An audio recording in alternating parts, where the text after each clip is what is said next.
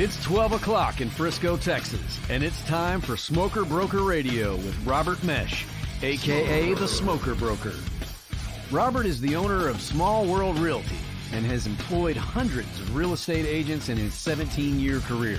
He has instructed and mentored over 10,000 real estate agents at the highly acclaimed Champions School of Real Estate and is considered an expert in Texas residential realty. Robert is also an advocate of true entrepreneurial spirit and has helped many to transition from corporate America into the world of self-employment. And now live from the studio to your world, the Smoker Broker. Hey, welcome to Smoker Broker. I'm Robert Mesh, and I am the guy they call Smoker Broker. Hope everybody's doing well. Happy whatever day it is that you watch this. Most of our stuff is on archive, but hope everybody is doing well. You know, I do go by Smoker Broker, and we do typically make this about real estate, but we are coming off the World Championship this past weekend. So that was something that is a little, I guess, better or kind of cool for us because we don't do that very often. And it does kind of embrace the name while we do real estate and have a little bit of barbecue on the side. Certainly not my true profession, but had a blast out there in Kansas City with the guys at the American Royal. That is considered to be the primo barbecue competition in the world. So a little bit of personal stuff as we start off the show there.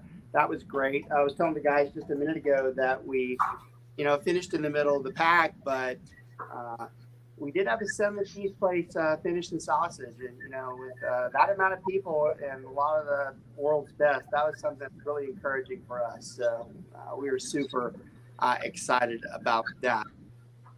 Love going through right now in the real estate world, probably the craziest real estate market that we've seen in quite some time, but in a good way, not the weird, crazy way that we typically look at stuff. We're usually more bothered or concerned with what's going on or what's happening, and you still have a lot of that right now.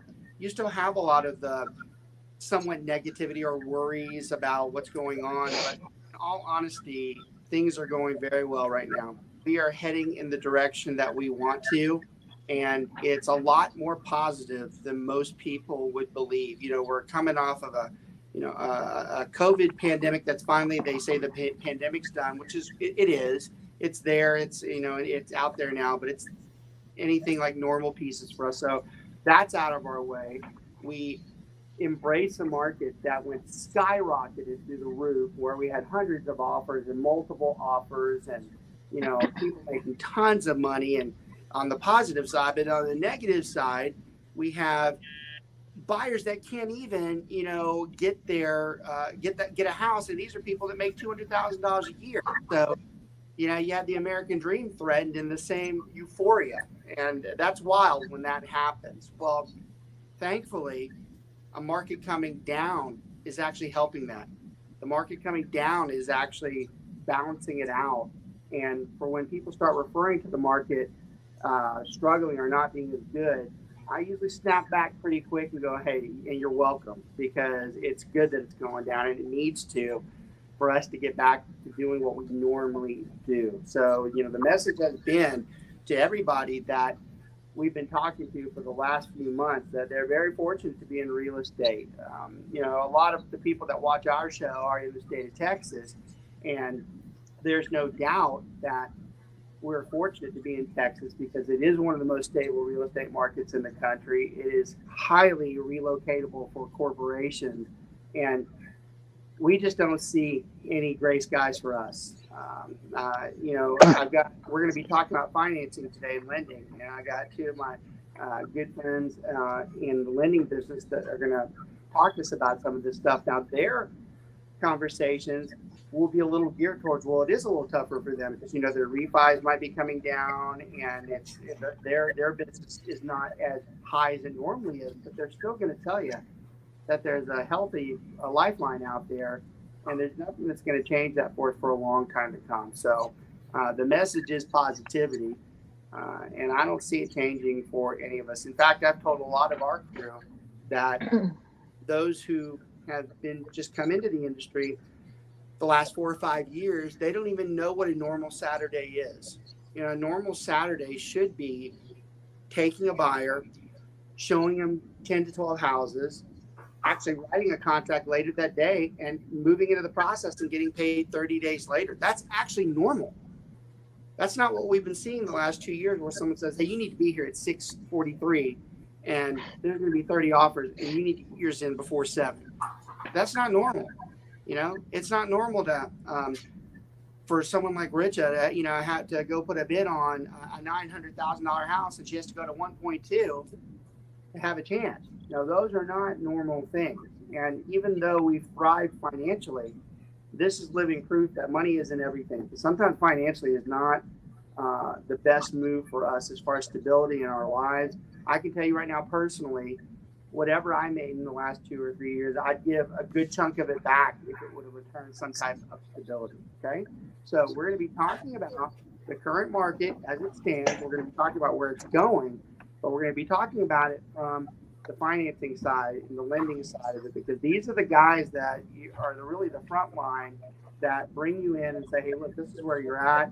This is what you're looking at. And we're going to have conversations about what does change if the interest rate goes from, 6% to 8%. Where is the changes go? Because the bottom line is this: the housing market it pauses, but it damn well doesn't stop completely because of the interest rate. Interest rates will never stop someone relocating from Atlanta, someone dying, someone becoming an empty nester. Those things don't change. Someone being promoted, those things always happen and always will, which means they'll always need a house. The only thing that typically changes when people buy houses is they might buy a smaller one than they wanted. Okay. So we're going to talk about all that. Want to introduce everybody I have off there onto my side. I got Mr. Phil Goff, really good friend of mine. One of the lending buddies. Both these guys have changed companies recently, so I'm going to let them tell what their companies are, because I can't remember either. Got my good buddy down there, Clint Ritchie. He too is, I guess fairly new with a new company. Both these guys have been doing this a long time. They're super sharp.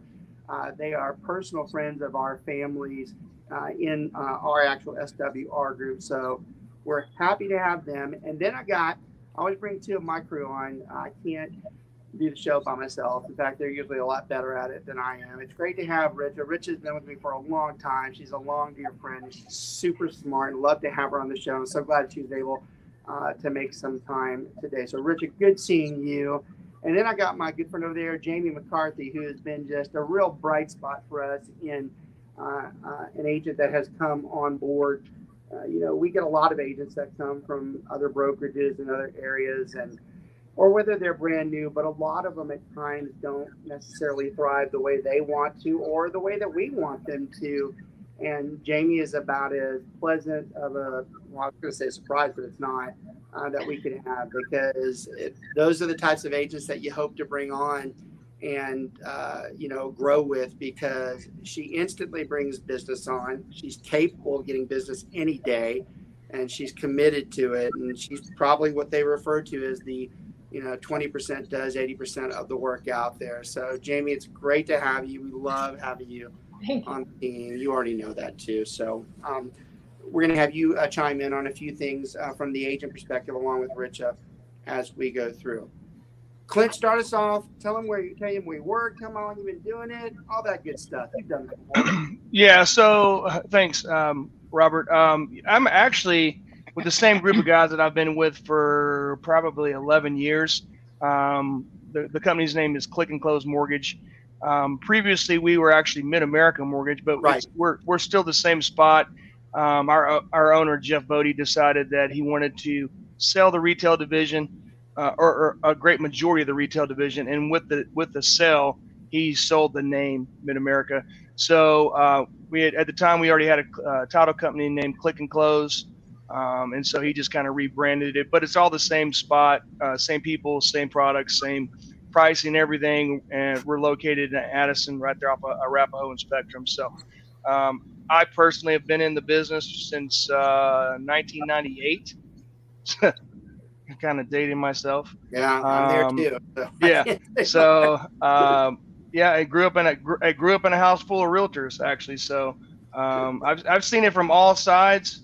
And I do think, and Phil probably can kind of corroborate this portion of it, is I think this is a perfect opportunity for not only realtors, but mortgage professionals, because the true mortgage professionals that have been in the business for a long time know how to be proactive and generate business, not just wait for stuff to fall out of the trees.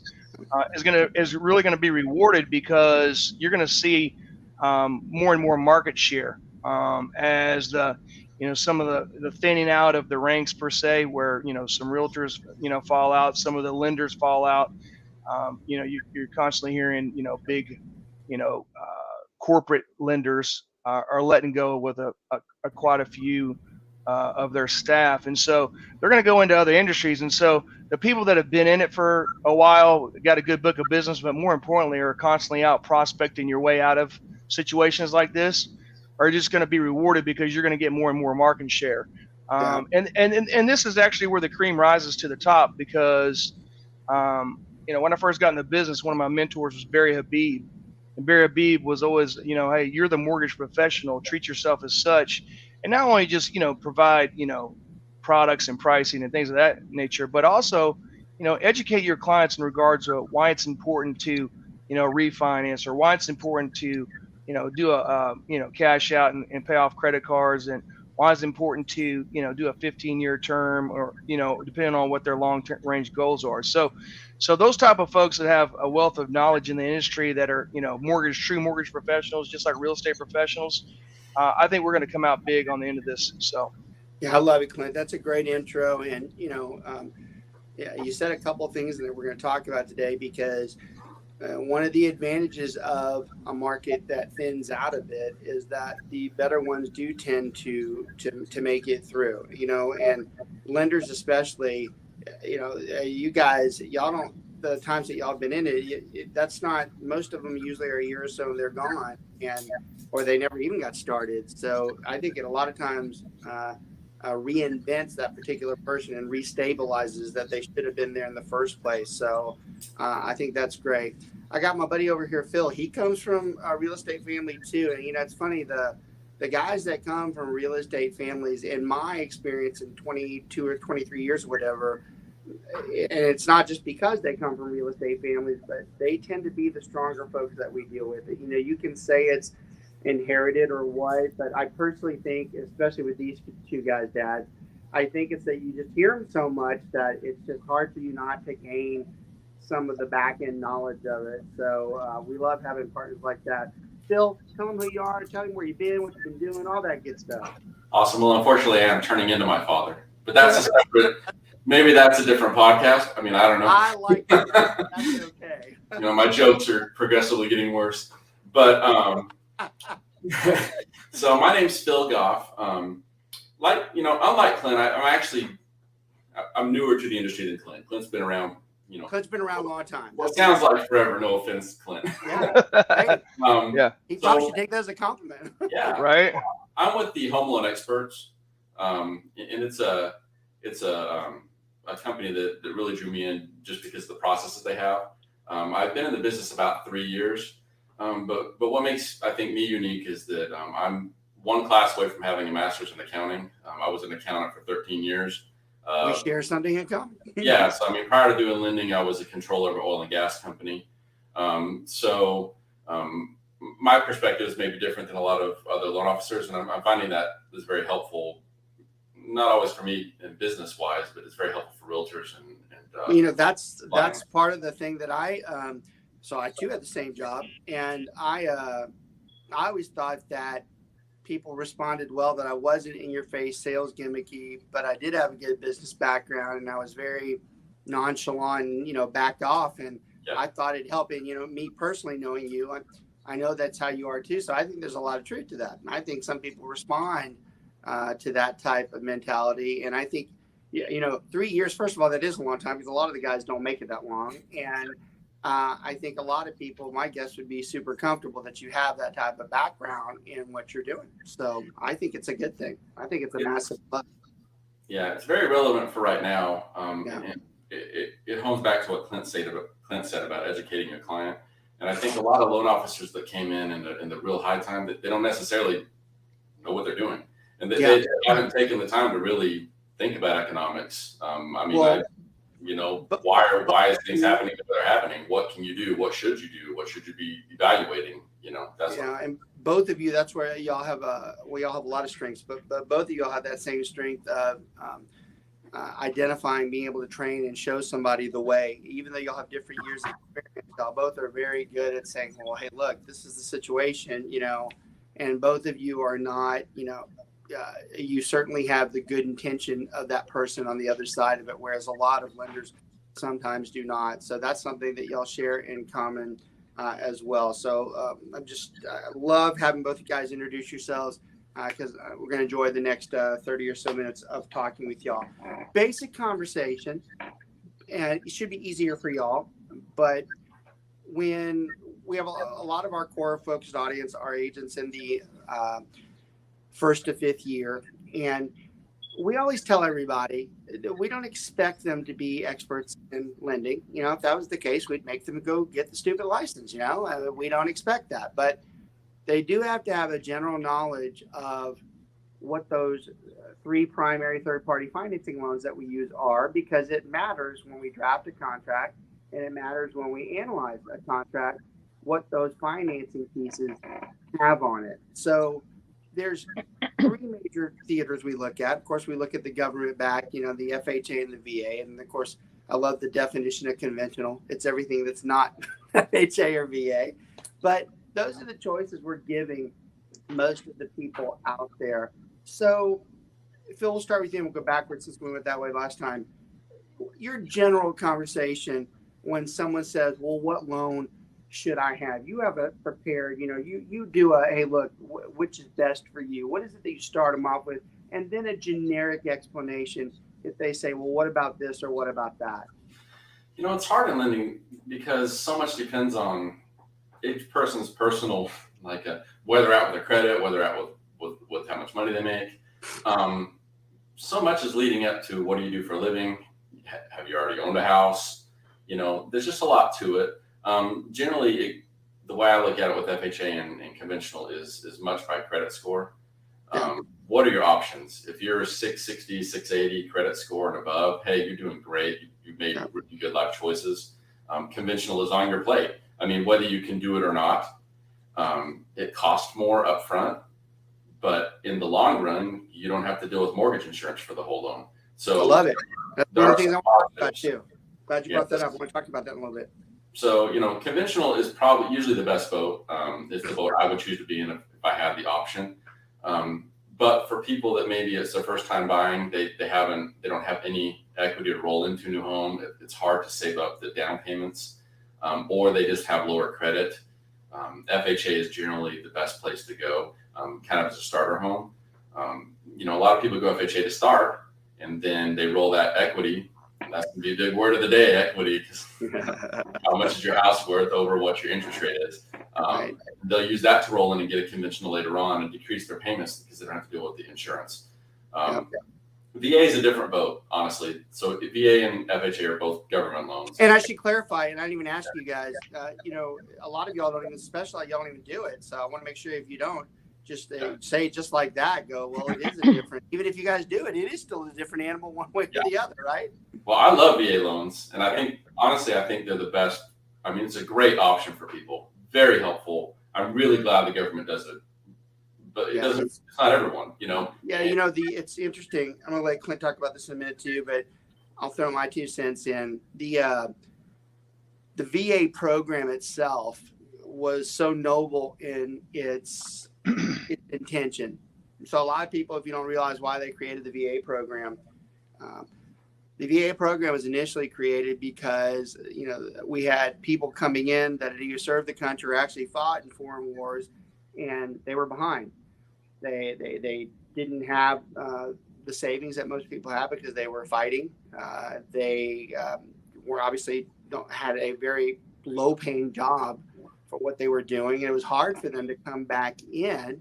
Well, the federal government found that to be pretty distasteful, that someone who put their life on the line, no matter where they were or what they did, they weren't able, to be equal with everybody else because they had to delay. So they tried to make things easier on them. And one of the things they did was they went in, they guaranteed a part of that note. They went in there and said, hey, look, we're going to guarantee 25% of this note. And you guys correct me if I'm wrong. I'm just going off the generic, but we're going to guarantee 25% of that note. And the thought process behind that was, well, if to someone like Bank of America or Wells Fargo, if they're going to guarantee 25%, even if that vet defaults, we should be able to be made whole if we have to sell this house back off with the 25% guarantee. So why should we not lend to this person? It basically encouraged every bank that, hey, it's a veteran of the country, they should be given money. So that was a great part of the program. Of course, the 25% put someone over a 20% equity stake, so they didn't have to have insurance. Although we'll talk about the funding. I'd like to hear y'all's opinion of does the funding fee or whatever equal the amount they save on the insurance premium? And then what a lot of people refer to as the best benefit, even though the best benefit is the guarantee and the lack of the insurance premium, they're one of the few loans that can go a 0% down, even though there are plenty of products out there conventional wise. They're all exceptions. This is the only one that said, hey, look, y'all don't have to have a lot of cash to be able to do that. So the program was noble in its inception. Now, the hardest part, especially in the last couple of years, is to see the veterans having to put those loans up and go up against multi-cash offers. And that's been the hardest what's right to do here, because I think even the people that went with the cash offers, I think it was tough on them because they were like, God, I don't want to do that to that other person. So Clint, kind of back in the way and talk about those government loans too. You've done this for a long time. You know the ins and outs of those government loans, why they're there, the goods and the bads. Talk a little bit about that, and then I'm gonna let Richa and Jaimie join in on with what they think. So I concur with Phil. If you're a veteran, the VA loan is the best loan out there, period. No ifs, ands, or buts about it. The only caveat obviously is if you don't have a partial disability, you got to pay the funding fee. But the benefit relative to a conventional loan is it's 100% financing, and more importantly, it's more in line with the FHA rates, right? FHA rates are typically lower than a conventional rate. Now, obviously, the caveat to FHA is you have upfront mortgage insurance, but most importantly, you have monthly mortgage insurance. And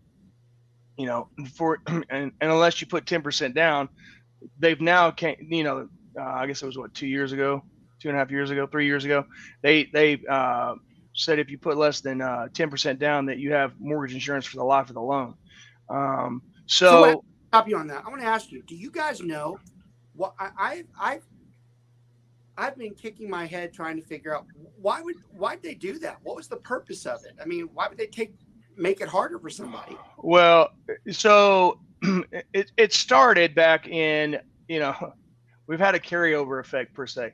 So obviously we had the mortgage crisis in 2008, 2009, and there was a lot of homes that went into foreclosure. And so what happened was Ginnie Mae, who backs the government loans, FHA and VA, and Fannie Mae and Freddie Mac, they had an abundance of inventory that they basically had to take losses on. Obviously they lost billions of dollars. And so as with anything with the government, it took a little bit for them to realize the totality of how much money was lost. And so they basically tried to lower their risk moving forward, because that's the best explanation I've heard. They couldn't afford to take any more. They couldn't afford to take any more risks while they were still trying to get pennies on the dollar for all the houses that basically got dumped back into their laps, where people just walked away. And so just with anything, it's a process of and as we know, the government doesn't move fast, really. And so they've tried to mitigate their risk as much as possible. And typically, Phil can confirm this, is when you're dealing with someone that's an FHA borrower, you're dealing with, I'm not going to say marginal credit, but lesser credit than a conventional borrower. So that in itself has more risk. and they have some bumps and bruises on their credit, maybe a medical collection or something. And so from an investor standpoint, it would be just like you, Robert. If you were going to lend me money and my credit score was 620 and I had some bumps and bruises on my credit report, but you were going to give me $300,000 to buy a house relative to Phil, who had a 700 credit score and perfect payment history, you're going to feel a lot more comfortable lending to Phil than you are to me, regardless of how good my story is. And so, it's just a way for the investor to lessen risk per se, because at the end of the day, what people have to realize is, this isn't a nonprofit business, right? Fannie Mae, Ginnie Mae, Freddie Mac, they're in it to make money, and more importantly, they're in it to sell, to buy these mortgage-backed securities on Wall Street. And if they're not performing, then that's when rates really start going up. I wanted to talk about the kind of the same thing I did with the VA, the purpose of the FHA. And for those of you who are watching, a lot of times it's a talk show and we're talking blah blah blah, but you really should be paying attention, because we're trying to make a couple of big points for you here. We're trying to establish why that VA note was created, and now we're going to basically say why the FHA note was created, because it's interesting too. So the United States government, they backed an FHA note by insuring it, not guaranteeing it. So it's two separate things that they do. Now, I think a lot of people would argue that the VA motion of the government is a lot more favorable than the insuring, because the government is basically making you pay for their insurance. But here's the reason why that FHA loan was created, and it's brilliant too. A ways back, they started realizing that there were a lot of people in this country who made decent money, had good credit scores, no late charges or anything like that, no late hits on their credit or anything, and they just had a lot of debt. And they're like, well, because of the debt ratio, they just wouldn't let them have it.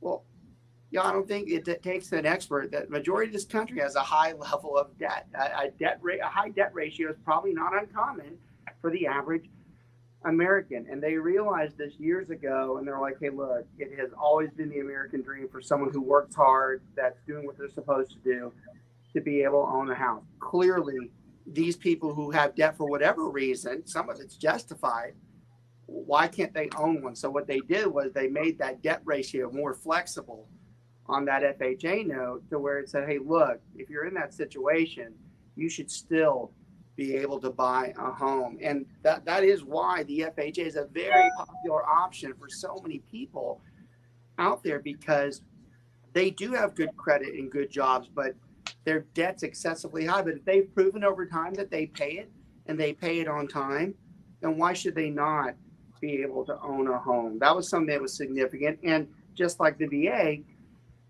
most people point to the FHA. The reason why it's so, advantageous for a buyer is that it's the lowest down payment. It's like a 3.5% down payment. But the truth is, the real great part, just like the VA note, is the quiet one. It's the fact that there's a higher debt ratio out there, and it allows more people to purchase a home. So I want to bring in my guys on those conversations, because it comes into their play. And I'm going to let Richa handle the conventional side. I'm going to let Jaimie, you and I are going to talk about the FHA side in a real general format. You've done this long enough to know that if you've got a buyer that is going to purchase a home and they fit the FHA requirement where it's better for them to be FHA, but they could go conventional if they want to. You and I both know that if we're going to go put that offer, that conventional one looks better than the FHA, right? Yeah, absolutely, every time. Yeah. And, we're especially in this market. Yeah. Well, then let's talk about what we've seen. Do we think that in the last 4 years or so, the FHA loan had a real good chance to be chosen? Well, in all of my transactions in the last 2 years, I've never seen FHA come. Yeah, that's a good way to answer that. So look, she's been in for that amount of time, and I love her answer there, because she didn't answer it the way I thought. She answered it better. She basically just went right over the shot of no. she just said, well, I've been doing it this time and I hadn't even seen it yet. So that's even more dramatic because that's a true statement. A lot of those loans didn't go that way because they just didn't have the chance. Well, even the conventional notes sometimes didn't have a chance because of the market that we had in place. So I love that comment in there. You know, Jaimie, we want them to have FHA if that's what they want. We want them to have a lower down payment if it's capable. But a lot of times that's the back end knowledge that we have to have when we go back and talk to Phil or Clint. They might have suggested it, but someone like you sometimes has to go and go, hey, look, you know, Phil, that's probably not going to work. I go, we're probably going to have to fix that, you know, and make it more attractive because they're not going to get that offer. We see that every once in a while, don't we? There's just too many variables that I think sometimes a new home buyer or an inexperienced lender or sometimes inexperienced real estate agent don't account for.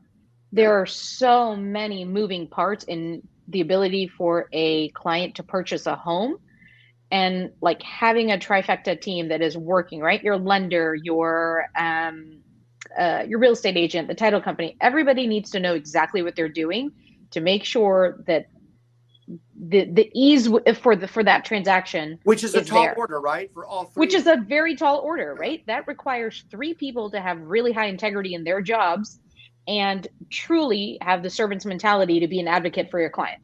I love it. I right? love that. So it's not about just, okay, yeah, if an FHA loan is going to get accepted or a conventional, yes. But the reasoning behind it is generally, as with any government funded anything, any policy, there is just so much more red tape. There is a lot of pushback, and there's a lot of boxes that you have to check that feel very, what's the word? I got it, and I know where you're going with it. It's like, okay, well, I can't move box A to B until C to D is in. And like, there's just too many. I'm like, no, that's not my job. I can only check off the box for box A. So you brought up a good point. You know, I want to talk to you and Jaimie about this. Well, that causes time delays, and Absolutely. literally the biggest thing in real estate, time is of the essence. I mean, that should be plastered on everybody's head. That applies for lenders, that applies for title companies, that applies for real estate agents. Right. When it comes and if time can't be on my side because I have a bunch of red tape for my client to have to go through as a lender, right, I'm losing out, and which is why an FHA loan sometimes doesn't get chosen. Phil, it's unfortunate. Those government restrict those loans. Are the restrictions, in fact, a little tougher than the conventional note? I want a generic comment. Is the FHA and VA appraisals inspection process, are they tougher than a conventional? Absolutely. For sure. Yeah. Okay. Hey, so absolutely. I was gonna. Y'all both said it at the same time. Yeah. No, I was gonna say that's the why real estate agent is not lying, guys. The people that give you the money are telling you the truth. It's difficult, not impossible. It's difficult, but again, if you have people that have been in the business and have experienced the multitude of cycles, and you guys have said both in your homes, seen the real estate transaction part of it, right? Like the agent transaction part of it, it helps. It brings a symbiotic relationship. This is a moving, living, breathing organism that needs to be pushed across the finish line. It's breathing, all right. Clint, what are some of those terrible things that we start seeing in those restrictions that can cause us? Well, let me go back to what Richa was saying, which is 100% accurate in that. And it's more important when you're a prospective buyer or seller that you align yourself with a realtor that has a team of people, i.e. a lender per se, that they can communicate back and forth. So example,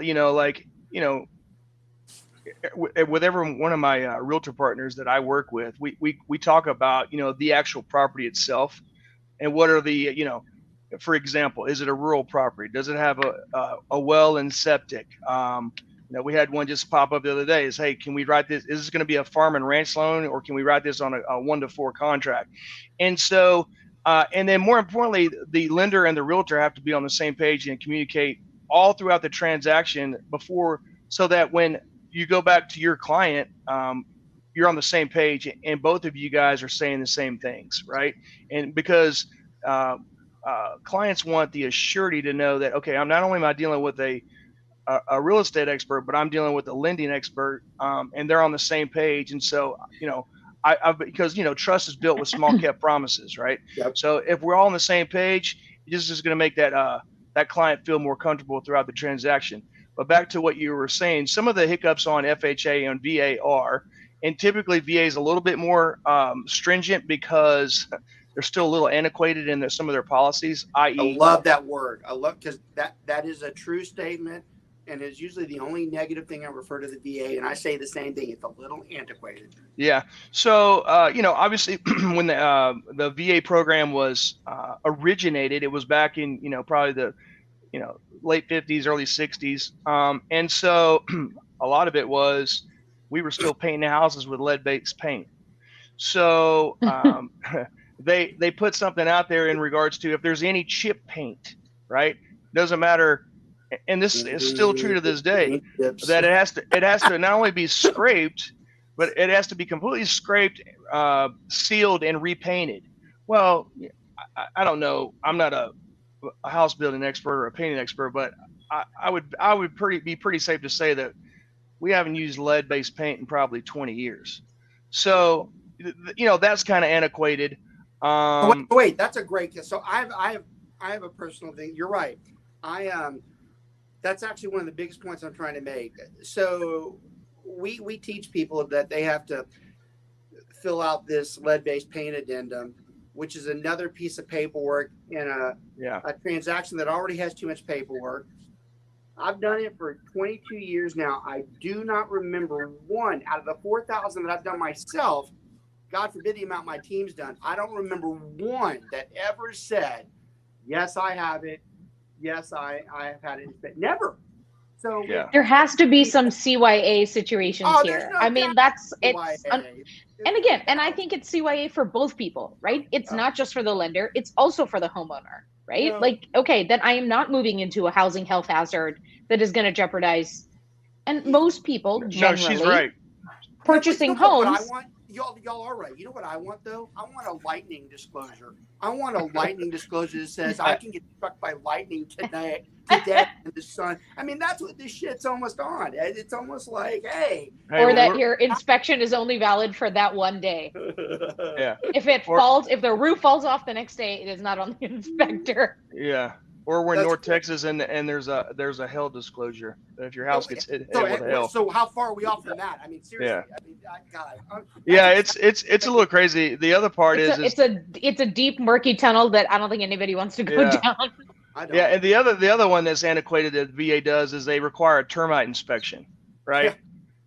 I mean, it's a little more practical than the lead-based paint thing, but it's like.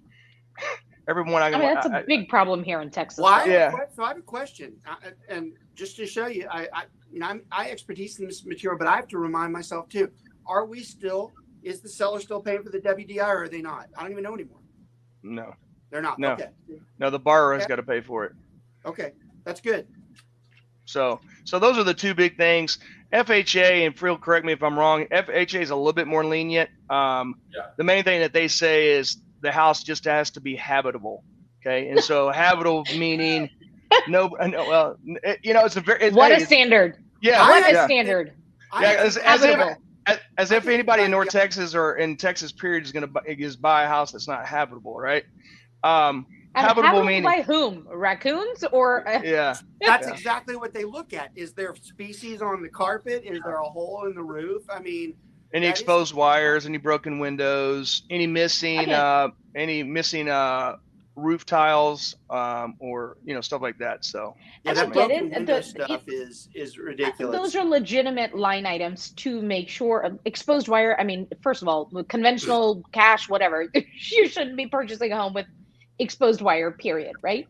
But again, there has to be some formal way to document these line items to make sure that, okay, if something does go wrong in the future, we can come back and fall back and look at it like, hey, the house was in XYZ condition, and is there fraud, or did the seller lie, or, what happened? And there has to be, I don't disagree that these line items have to be there, but some of them are there and they feel like painful red tape. And what's happening is that the entire reason that you created the FHA and VA loan, the intent or the goodwill, some of it gets lost because then that person just feels so burnt out by the end of that Look, process. you're right. So I'll give you an example. One of the worst ones that I ever saw was in Flower Mound, which those of you who watch across Texas, Flower Mound's a large northern suburb of Dallas, Fort Worth. I saw a house that is on a third of an acre, and the house went VA, inspected fine, but the VA appraiser comes back and says, hey, look, the shed window is going to have to be fixed. I go, that decrepit piece of shit back there in the corner that's like a third of an acre away that has nothing to do with the house that nobody's been into because they're scared because it's haunted, that you want that window to be fixed for this loan to go? That's ridiculous. That stuff there, that's where Rich is right. Well, she's almost always right, but that where she's really right. That's so ridiculous that ends up, and that's where you get into it with these these appraisals. Sometimes you kind of shrug your shoulders and go, you can't tell me that that's how you define that piece of the rule on the inspection. Phil, how they get pretty subjective on some of those things, don't they? So oddly enough, back in my day before I went to accounting school, I was a residential appraiser. Oh, great. So, what have you not done, Phil? It feels like you're a jack of all trades. And I've dealt with 401ks. I work for Fidelity Investments. I don't know. Phil, I forgot that. If you have time, and it's okay if you don't, we're doing, as soon as we end this one, our 12 o'clock is appraisals, and the appraiser I had couldn't make it. So if you want to, you can come on that one. If you can't, don't worry about it. But I got a hot minute, but I can give some generic answers along with just what I see in lending too. But I did, and so sure, I'm fine to do that. What I'll say about the FHA is they're much harder on the appraiser. They have a rule set. So to me, when I was an appraiser, I felt like it was really needless. You actually have to go get FHA licensed, right? For me, it doesn't have anything to do with the value of the home, but they do make you do things like turn the water on and off and check to see the heater, the hot water's running, like flush all the toilets. You have to get in the attic. You have to crawl underneath the crawl space. Things I had no interest in doing if I didn't have to. Jaimie, that's like a good job for you. Yeah, there you go. Just go look and see if there's any snakes under there, No thanks. Yeah, but it's not a bad thing, I mean, I know I'm not trying to not poo-poo on FHA or do it either way. I think in general, it's not a bad program, but I think when you are up against conventional buyers, the seller should know that the appraisal of the FHA unit can come back in a different way than the appraisal for. No. And Phil, you said it perfect. Oh, we got Clint back here. You said it perfect. That's exactly my thought process. I don't want anybody who wants to go FHA or VA to feel like that's not the route we want them to go. I want them to go there, but you're right. If I'm on the selling side of it, the listing side of it, I am going to tell, and I still do to this day, I do tell my seller, hey, look, it's rare, but they could find something on that inspection process that's going to be after we've already agreed to repairs. And you're not going to have a choice. You're going to have to fix it. It's rare. It doesn't happen. At your cost. Yeah, at your cost, right. And there's nothing you can do about it. You either don't do it and this thing fails, and it's after we already went through it. But it is rare.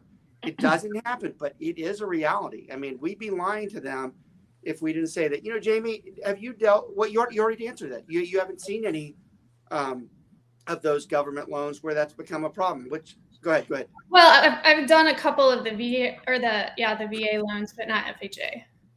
And it was minor stuff on inspection, having to do with termites and fencing, touching the building, and like real small stuff like that. It was never anything major.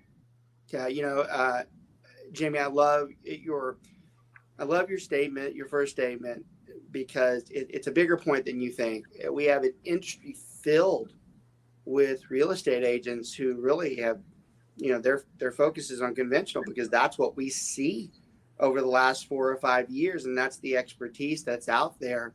These are very few homes that you can afford otherwise, and they're not in the areas where the majority of the population of the DFW is living in. Conversation. You've been those unfortunately, those people have been priced out. Hey, Phil, Clint. It's like a double-edged sword. It's like a domino effect that just keeps going. And eventually the average home buyer cannot purchase their home that they were going to be able to buy. Phil, Clint, do you guys worry about that sometimes? Because she's right. I do worry, do we move to where this becomes to where the average American cannot purchase a home? Do you ever think we get to that point? Yes, in Texas. So this is an economic question, right? I mean, it feels it can very go much a lot like of different ways. It can go. There's no right answer here right now. Macroeconomics, our area is a growing area because, one, people feel safe. They're moving away from areas like Chicago, like New York, places where they feel they're going to. Companies are moving away from these areas where they don't feel safe for their employees. Guess where they're coming? Coming here. We have a housing shortage, which the government has not at all shown any interest in helping fix. They still have problems with people buying land and how they divide out that land and getting zoning and builders having the ability to build. We have a problem with builders finding workers. We have a problem with builders finding supplies. So, all this interest and everything that's a problem that's or not interest, the inflation is causing a problem with our interest rates. That's just one facet. We have a massive shortage of housing.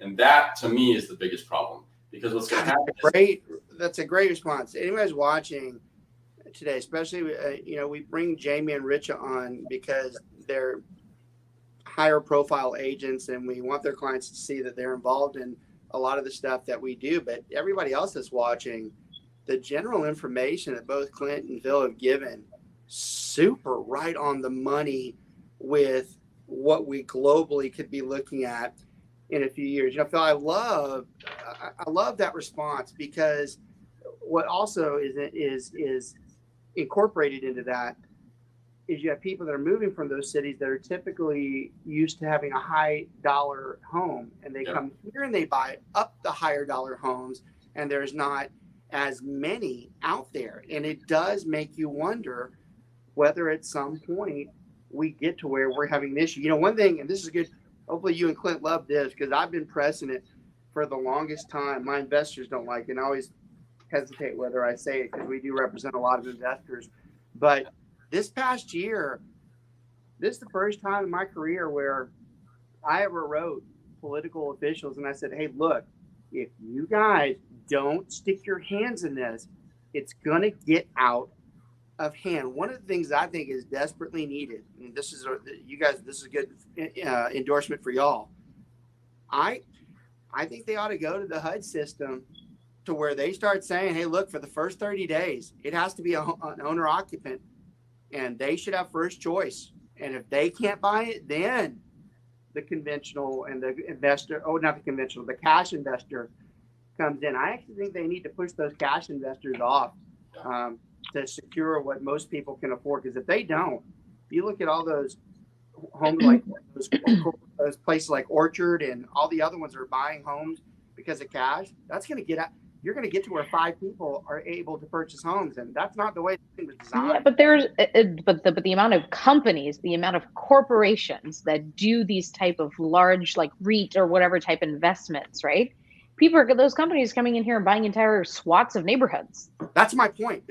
How are you going to stop that, right? Well, you can stop the bleeding. Yeah. You can. You stop them by saying cash. You stop them by saying cash is 20 days later. That's how you stop it. I know I'm right. HUD did it. HUD did it because they were having that problem on the investment side. When they were selling off their home, they'd have an investor go in there, and the whole purpose was to give it to a first-time home buyer. But they had investors go in there, so they said, no, you have to wait 20 days. They really need to bring it the whole way through. Well, and then to go back to the origination of the FHA that you were talking about, right? The initial inception came about after the Great Depression, right? There was a huge lull in the American population and their ability to be able to function, right? So that's when it came about, right? That's when HUD created the FHA portion of it, right? Because prior to that, it was these massive down payments and these huge balloon payments that people were paying off previously. That's not the case anymore. But again, the government saw the need for lenders to feel like, okay, they're going to be insured in making loans. So then, incentivizing them to make more loans to more people, interest rates were lower. So more people were incentivized to purchase, right? So it was a way to boost the economy, to get things going. It was to jumpstart, the little paddles that you use in a heart attack case, right? Well, that's what I Yes. love. So it worked. Yeah. But yes, some version of that. Maybe you're right. We're not in a Great Depression. Knock on wood. Hopefully, we don't get to any version of that. Like that would be very, very sad for Gary Keller, people's livelihoods. Yeah. Gary Keller has been very voiceful about the government's primary tools with their monetary policy and how strong they are. And he's also been on the record for stating that, and I thought this was a brilliant statement, that inflation is the greatest threat to any democracy, because it truly is. It's what erases the middle and the lower class and Completely. Completely obliterates them, because they're the ones that feel the pinch. That's right. Right. Think about a four-member home, right? Parents and 2 kids home, right? Like they're middle America or no, you got it. Middle America and like low income homes. A gallon of milk cannot go from $3 to $6 a gallon. That affects their bottom line. So they cannot afford to provide that type of basic level nutrition, right? If you're having to do penny pinching between, I'm talking basic goods. I'm not talking, the frivolous Gouda cheeses of the world. I'm talking milk, bread, fruit, vegetables, meat. I mean, staples. You go eat. Staples of survival. Home have and you looked food. at your receipts when you go out recently? Have you They're noticed outrageous. weird ass charges on them? That you go next time you go somewhere, read the receipt and watch. There'll be some type of weird charge. If you ask them, they'll be like, "Oh, hey, look, that's to compensate for the supply chain." I mean, there is at some point. Okay, well, and the unnecessary forcing me, like when you get to pick the tip option, 45%. Why would I pay you 45% to do your job? I mean, it's not the right place. It's funny. What I love about our show, need it. We always do it live, and we never have it scripted, and it goes a lot of different ways. I didn't think it would end this way, but I loved it. I love the way you guys came to a bigger issue, but it also supports the lending side of it, that we do need to adjust this to get people to where they are encouraged to borrow money and they're able to get it if they need it, if they meet the qualifications that they have good credit and that they have a good job. And I believe it needs to be there. Jaimie still and Richa too. Richa, and I say this many times, Richa practices the way she wants to, and she picks the houses a lot of times that she's doing, and she might not do as much of a range of mid houses to high dollar houses. Jaimie does all of them. Jaimie, we want those clients to be able to choose what they want and be able to actively go into it. And I think one thing you're going to really enjoy, and Richa has seen this already, but the next few years, you really should start seeing it easier for your buyers. I think they're going to have more of a choice. The higher it has to be. This is not sustainable. This is not a sustainable model, right? In any way. Well, it's not. Can I make just an overall point? Okay, so what Rich is saying, right? So we have a problem with inflation. It doesn't seem to be going away. One way they're dealing with it is raising the interest rates to eliminate buyers that maybe they feel aren't ready for the market or shouldn't be. They're trying to bring the value of our dollar back, trying to help fix supply chain. Good luck. Right. Well, if their way of doing this, which it is to slow down building, well, that's just going to drive prices higher. So what's going to happen is you're going to have higher interest rates, which you're seeing, and you're going to see higher sales prices on homes. And Rich, I would not expect that to end anytime soon. So you're right. If you can buy a house right now, even though it's high, you must do it in our area because sales prices are just going to get higher. They slowed down because they went up 41% in 1 year. So there was a natural slowdown, maybe even a drop. They're going to continue to go up. Yeah, but at this rate, your children 20 years from now, 30 years from now will not be able to purchase a home. No, you're right. You can refinance a house in 3 years and change your interest rate, but you will not be able to buy that house in 3 years. It'll be $100,000 more than you wouldn't. And again, it's not like people's incomes are incrementally adjusting to the housing inflation or the cost of goods inflation. That doesn't happen. It's a multi-factored big problem that they don't. It is. It's a very big, messy web of a problem, and it does not have one solution. But all of them have to be acknowledged and looked at when a client is coming into the market, going back to the very beginning, to setting foot into the industry, right? Setting foot into this, dipping their toe into the process of purchasing a home. It's not just, I have the money, I have XYZ down payment and my lender said I could afford this. Okay, Yeah. sure.